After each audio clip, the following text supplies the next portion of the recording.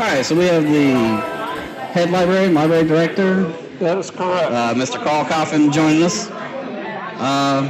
So, first of all, amazing costume. Yeah. My Dark Lord. Thank you.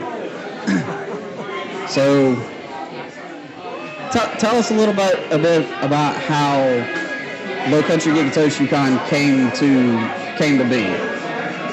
Well, it's always been our vision here at the library to really try new things, and we've always celebrated superheroes and comics, and we've had small comic book events here, and this year our young adult librarian Vicki Brown and Omar Jeter came to me and wanted to kind of expand upon the idea. And I said, well, why don't we go ahead and utilize the entire facility and have a regular comic convention? And we're very excited to have this convention here, and it's really working out nicely today. Real nice. Yeah, there's quite a turnout here. Did you expect this many people to show up on year one of an event like this?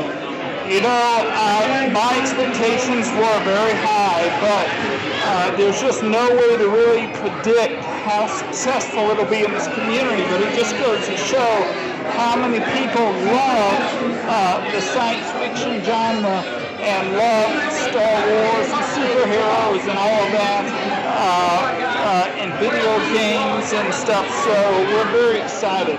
So it's beyond expectations.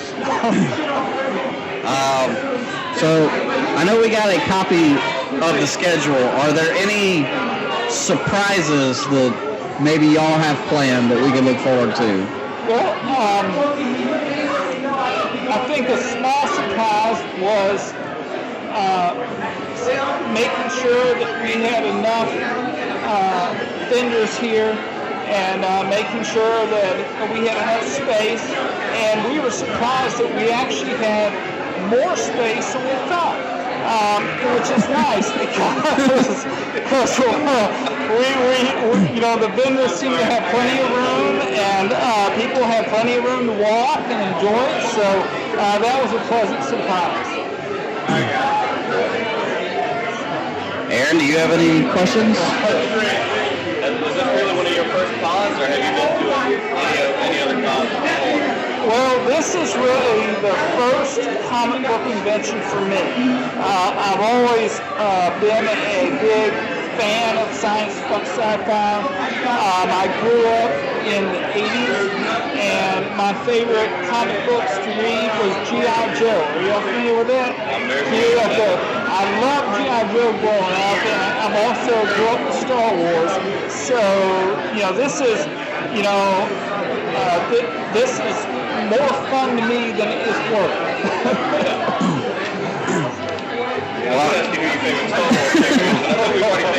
That's right. Well, it looks like everybody else that's in attendance is having just as much fun as you are. And it looks like we've got some veterans in attendance, and a lot of people, this is probably their first con for too. Yeah.